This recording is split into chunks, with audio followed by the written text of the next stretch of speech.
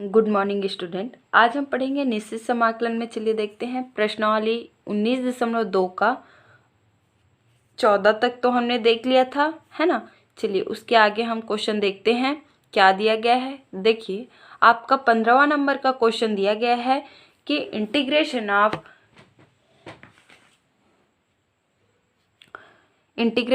0 to 1/√1 minus x का square into D x. देखिए इसका समाकलन आपका क्या होगा। तो आप सब जानते ही हैं कि नॉर्मल हम जब समाकलन करते हैं तो आपने फॉर्मूला देखा है। आपके बुक में 476 नंबर पेज पे दिया गया है आपका फॉर्मूला कि किसका क्या होता है समाकलन, कि 1/√1 माइनस एक्स स्क्वायर का यदि हम एक्स के सापेक्ष एक्स के रिस्पेक्ट में समाकलन करें तो उसका होता है साइन इनवर्स एक्स। ठीक है, तो चलिए एक बार मैं दिखा देती हूँ पेज नंबर 476। ठीक है, ये है आपका समाकलन का फॉर्मूला। आप सबको याद होगा सबसे फर्स्ट क्लास में जब हमने स्टार्ट किया था समाकलन तब मैंने बताया था कि यहाँ पे आप ये सब फॉर्मूला का यूज़ करना पड़ेगा। ठीक है, कि किसका क्या समाकलन होता है। इधर साइड वाला आपका लेफ्ट साइड वाला अवकलन का है और राइट साइड वाला आपका समाकलन का है। ठीक है, इसके फ्रंट पेज पे भी है, 475 पेज नंबर पे भी है, तो उसको आप ध्यान देंगे, याद रखेंगे, है ना। उसी का यूज़ यहाँ पे करना पड़ेगा। तो चलिए देखते हैं हम 15वें नंबर का सॉल्यूशन क्या दिया गया है। √0 to 1/√2 इंटीग्रेशन करना है 1/√1 माइनस एक्स स्क्वायर का। ठीक है, तो देखिए उसका समाकलन क्या होता है मैं यहाँ पे बता दूँ आपको।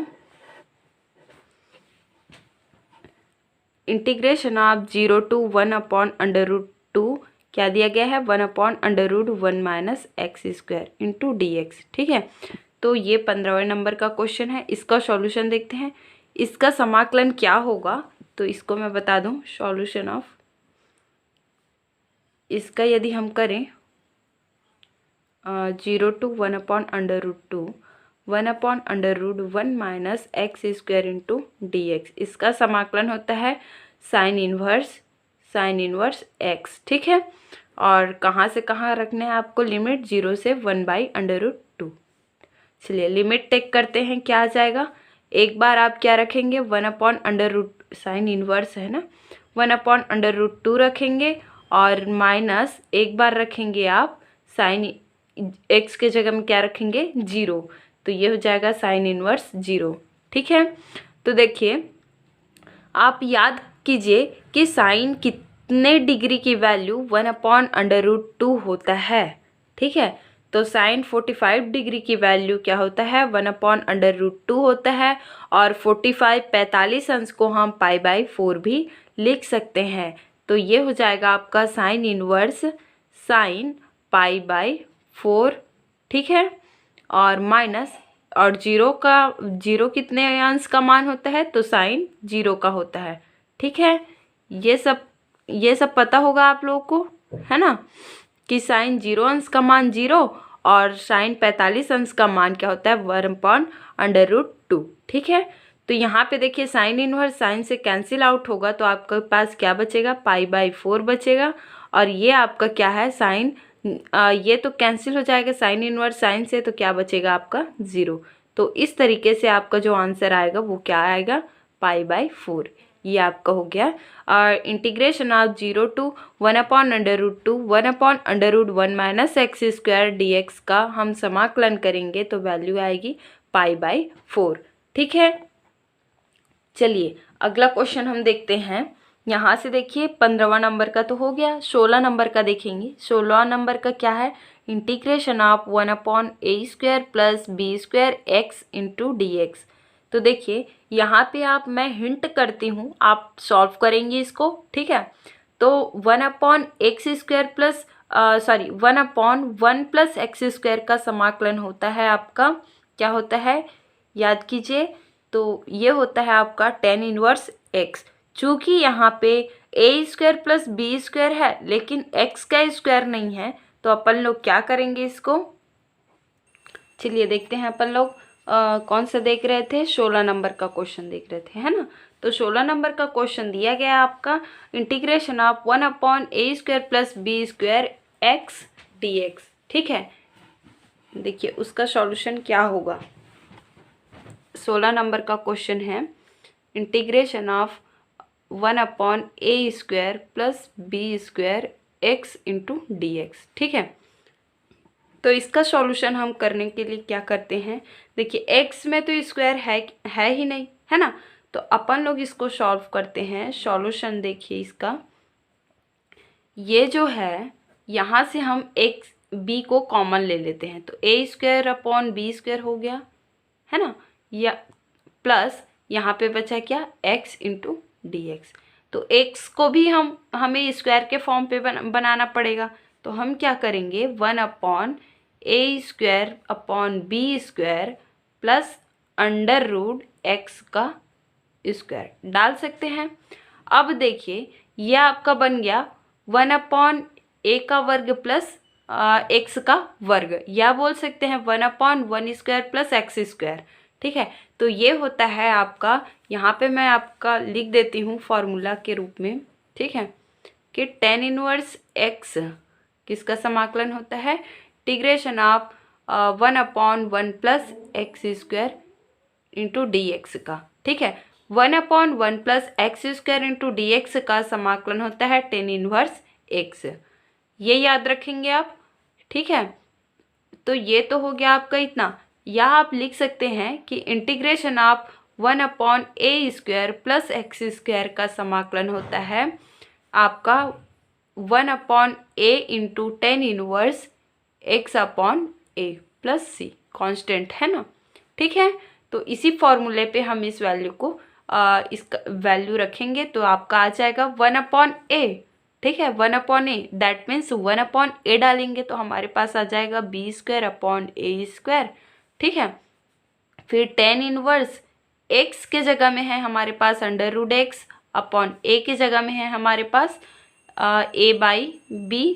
ठीक है, अब c तो हमें लिखना नहीं पड़ेगा क्योंकि ये हमारा क्या है, निश्चित समाकलन पढ़ रहे हैं। ठीक है, निश्चित समाकलन में हमें इस c की कांस्टेंट की कोई ज़रूरत नहीं पड़ती।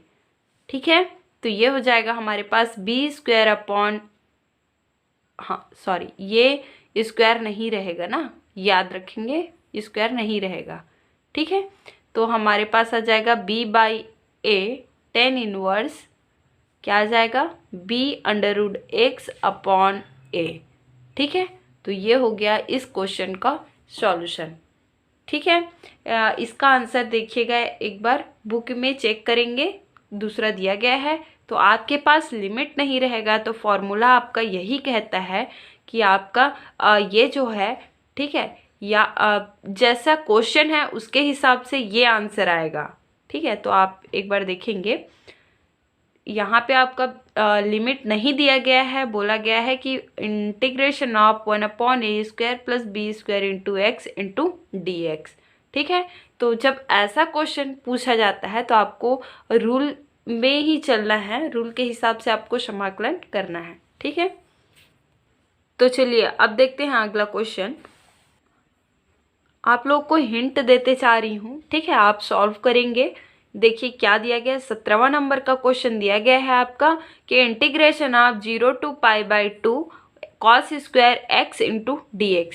तो आप cos² x को क्या लिख सकते हैं, ठीक है, आप सॉल्व करेंगे। मैं इसको बताती हूँ कि जैसा कि आपका दिया गया है cos² x, ठीक है, cos² x को आप लिख सकते हैं 1/2 इंटू 2 cos² x लिख सकते हैं। ठीक है, फिर 1/2 आप बाहर ले लेंगे और 2 cos² x लिख सकते हैं आप। ठीक है, और 2 cos² x को आप और क्या लिख सकते हैं उसको बता देती हूँ, 1 + cos 2x। ठीक है, अब इसका आप समाकलन करेंगे, 1/2 कॉमन बाहर ले लेंगे और 1 + cos 2x का समाकलन करेंगे, और जो समाकलन करने के बाद जो आपके पास लिमिट दिया गया है उस लिमिट को रखेंगे, टेक करेंगे, फिर आपके पास वैल्यू मिल जाएगी। ठीक है, तो ये तो रहा आपका कौन से नंबर का क्वेश्चन का सॉल्यूशन, 17वें नंबर का हिंट। ठीक है, हिंट है आपका। इस तरीके से आपको करना है। कॉस स्क्वायर एक्स को आप 1/2 कोष्टक में 1 + cos 2x रख सकते हैं, फिर इसका सॉल्यूशन कर सकते हैं। चलिए अगला देखते हैं क्या दिया गया है। 10 आपका दिया गया है integration of π/3 to π/4 10x + cot x का होल स्क्वायर इंटू dx। ठीक है, तो इस टाइप्स के आपके बुक में एग्जाम्पल्स दिए गए हैं, आप एक बार देखेंगे। ठीक है, ट्राई करके देखेंगे, नहीं बनता है तो फिर पूछेंगे। ठीक है, तो इस तरीके का देखिए आपके पास क्वेश्चंस हैं। और यहाँ पे मैं एक और क्वेश्चन आप लोगों को सॉल्व करा देती हूँ। देखिए यहाँ पे आप क्या करेंगे, इस नंबर का क्वेश्चन देखेंगे तो ये जो है आपका 18 नंबर का क्वेश्चन तो आप सॉल्व करेंगे। ठीक है, फिर 19 नंबर का देखिए हिंट बताती हूँ कि क्या दिया गया है, इंटीग्रेशन करना है √1 + cos x इंटू dx का लिमिट है आपका 0 to π/2। तो आप क्या करेंगे, ये जो होता है आपका √1 + cos x के जगह में आप वैल्यू रख सकते हैं √2 इंटू cos स्क्वायर x/2। ठीक है, और उसी को सॉल्व √ में रहेगा आपका 2 इंटू cos स्क्वायर x/2, फिर उसको आप सॉल्व करेंगे। ठीक है, √2 आपका कॉमन हो जाएगा और बचेगा क्या आपका इंटू cos x/2 रख सकते हैं आप। cos x/2 का आप समाकलन करेंगे और लिमिट टेक करेंगे। ठीक है, इसी तरीके से आपका दिया गया है 20वां नंबर का क्वेश्चन कि integration of 0 to π/4 x² into sine x into dx। तो x² into sine x dx, इसका आपको क्या करना पड़ेगा, खंडशः समाकलन करना पड़ेगा। खंडशः समाकलन आपको मैंने पहले ही बताया है कि कौन से रूल से अप्लाई करना है। ठीक है, कौन से फंक्शन को आपको पहला फलन लेना है और किसको दूसरा लेना है। ठीक है, तो इसको आप याद कीजिए और इसको सॉल्व करके देखेंगे।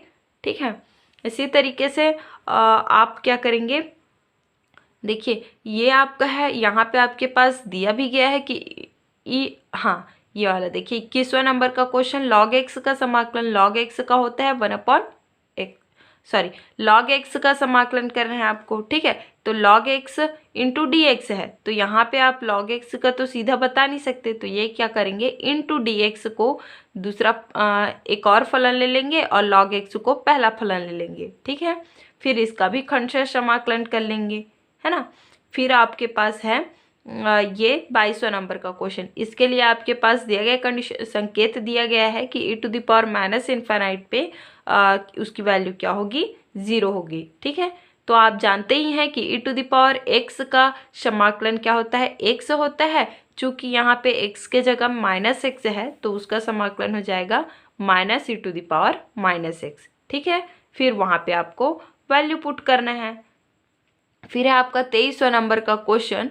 23वां नंबर का क्वेश्चन है आपके पास कि integration of 0 to 1 x/x + 1 into dx। तो इसको क्या करेंगे, आप x + 1 को t मान लेंगे। ठीक है, और x + 1 को t मानेंगे तो यहाँ पे आपके पास x की वैल्यू मिल जाएगी क्या, t-1। फिर उसका आप क्या करेंगे, और x + 1 को t मानेंगे तो dx इक्वल्स टू क्या मिल जाएगा, dt मिल जाएगा। तो इस तरीके से इसका आप समाकलन करेंगे। फिर आपका 24वां नंबर का क्वेश्चन कि integration of 0 to π/2 sin x + cos x into dx, इसका आपको समाकलन करना है। ठीक है, तो आप क्या करेंगे, अलग अलग इसका समाकलन भी कर सकते हैं। एक बार sin x का करेंगे तो क्या आएगा, sin x का समाकलन होता है -cos x और cos x का समाकलन होता है sin x। ठीक है, फिर उसके बाद आप लिमिट टेक कर सकते हैं। इस तरीके से आप क्या करेंगे, समाकलन का क्वेश्चन सॉल्व करते जाएंगे। यहाँ पे देखिए cot x का समाकलन करना है, तो पेज नंबर आपका 476 पे दिया गया है ये फॉर्मूला। ठीक है, कि किसका क्या समाकलन होता है, उस फॉर्मूले के ज़रिए आप यहाँ पे वैल्यू पुट करते जाएंगे और लिमिट जो दिया है उसको टेक करते जाएंगे। ठीक है, तो ये तो रहा आपका ये समाकलन का क्वेश्चंस। तो देखिए इसमें आपका थोड़ा अलग टाइप्स का क्वेश्चन देखें तो हमारा है यहाँ पे 38 नंबर का क्वेश्चन। देखिए ठीक है।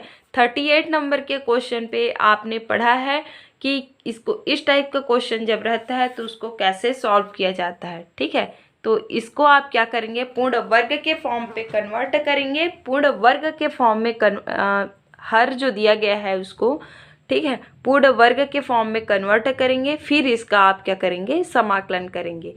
इसको भी आपने पढ़ा है अनिश्चित समाकलन में। ठीक है, कि इस टाइप का जब क्वेश्चन रहता है तो उसको कैसे सॉल्व किया जाता है। ठीक है, तो इसको आप सॉल्व करके देखेंगे।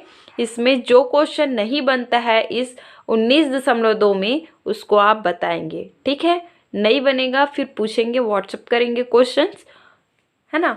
तो चलिए अब देखते हैं दूसरा टाइप का क्वेश्चन। तो चलिए आज के लिए बस इतना ही। धन्यवाद।